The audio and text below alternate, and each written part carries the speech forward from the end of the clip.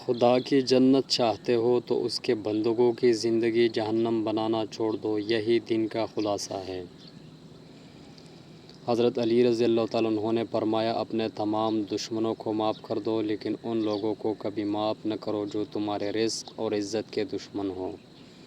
کسی کی بیٹی کو جب اپنے گھر لے آئے تو یاد رکھے کہ شادی کرتے ہیں لائے ہے، خرید کر نہیں کہ جیسا مرضی سلوک کیا جائے وہ آپ کے اچھے سلوک اور عزت کے حقدار ہوتی ہے۔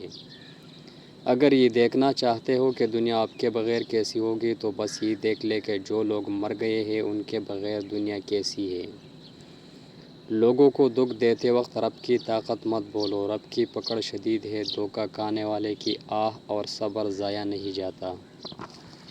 زندگی کی مثال ہم لڈو کے دانے سے بھی سمجھ سکتے ہیں۔ امید ہمیشہ 6 کی ہوتی ہے، لیکن اگر ایک بھی آئے تو چلنا ہی پڑتا ہے۔ لاکھ اختلافات کے باوجود کبھی بھی اپنے گھر کے شیر کو مت مارو، ورنہ ارد گرد کے کتے تمہیں نوچ ڈالیں گے۔ منزلیں بہادروں کا استقبال کرتی ہے، بزدلوں کو راستے کا خوف ہی مار دیتا ہے۔ سسرال کے مسائل شوہر سے ڈسکس کرنا ایسا ہی ہے جیسے ملیریا کے بارے میں مچھر سے بات کرنا۔ آپ کی تربیت کا پتہ اس بات سے چلتا ہے کہ آپ عورت کے ساتھ کس طرح بات کرتے ہیں، پھر چاہے وہ گھر کی ہو یا باہر کی۔ جو رشتہ دار اچانک آپ کے دشمن بن جاتے ہیں، دراصل وہ شروع سے ہی آپ سے نفرت کرتے ہیں، لیکن وہ اداکاری اور منافقت میں مہارت رکھتے ہیں۔ انسان پریشانیوں کی گنتی کرنے کا ماہر ہے، لیکن نعمتوں کا حساب کرنا بھول جاتا ہے۔ آپ فرشتے بھی بن جائیں تب بھی آپ کو برا کہنے والے لوگ موجود ہوں گے۔ زبان درست ہو جائے تو دل بھی درست ہو جاتا ہے۔ خوش ہونا ہے تو تعریف سنیں اور بہتر ہونا ہے تو تنقید سنیں۔ والدین وہ درخت ہے جو پھل دے نہ دے تو سایہ ضرور دیتے ہیں۔ دنیا وہ کتاب ہے جو کبھی نہیں پڑھی جا سکتی، اور زمانہ وہ استاد ہے جو سب کچھ سکھا دیتا ہے۔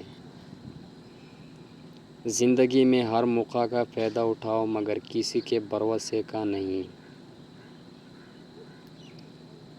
اپنی زندگی کو اتنا فضول مت بناؤ کہ تمہاری زندگی کے فیصلے بھی دوسرے لوگ کرنا شروع کر دیں۔ ادب بہترین کمالات اور خیرات افضل ترین عبادت میں سے ہے۔ جب لوگ غصے میں ہو تو ان کی بات غور سے سنا کرو، کیونکہ اصل حقیقت تب سامنے آتی ہے۔ آسمان پر نگاہ ضرور رکھو، مگر یہ مت بولو کہ پاؤں زمین پر ہی رکھے جاتے ہیں۔ رشتہ کوئی بھی ہو بیکار ہے جب تک عزت اور یقین نہ ہو۔ ہمیں کب خاموش رہنا چاہیے؟ خاموش رہے جب آپ غصے میں ہوں، خاموش رہے جب آپ کے پاس دلائل نہ ہو، خاموش رہے جب آپ نے کسی بات کی تحقیق نہ کی ہو۔ خاموش رہے جب سننے اور سیکھنے کا وقت ہو، خاموش رہے جب کوئی گناہ کی بات کو لے کر مذاق کرنے لگے، خاموش رہے جب آپ کی باتوں کا غلط مفہوم لیا جانے لگے۔ خاموش رہے جب دوسرے اپنے معاملات طے کر رہے ہو، خاموش رہے جب آپ کا بولنا کسی کی دوستی توڑنے کا سبب بننے لگے، خاموش رہے جب آپ کسی پر تنقید کرنے لگے۔ خاموش رہے جب آپ بات کو پرخلوص طریقے سے نہ کہہ سکے، خاموش رہے جب آپ کو کچھ بول کر پچھتانا پڑے۔ خاموش رہے جب آپ کسی بات کو کئی بار کہہ چکے ہو، خاموش رہے جب آپ کے الفاظ کسی کے لیے ناگوار بن جائے یا بن جانے کا اندیشہ ہو۔ ہمیں وہیں تک اچھے ہوتے ہیں جہاں تک دوست دوسروں کے معیار کے مطابق ہوتے ہیں۔ انسان کا دل توڑنے والا شخص اللہ کی تلاش نہیں کر سکتا۔ توبہ کرنا آسان ہے لیکن گناہ چھوڑنا مشکل ہے۔ حضرت علی رضی اللہ عنہ نے فرمایا، انسان زندگی میں مایوس ہو تو کامیابی بھی ناکامی نظر آتی ہے۔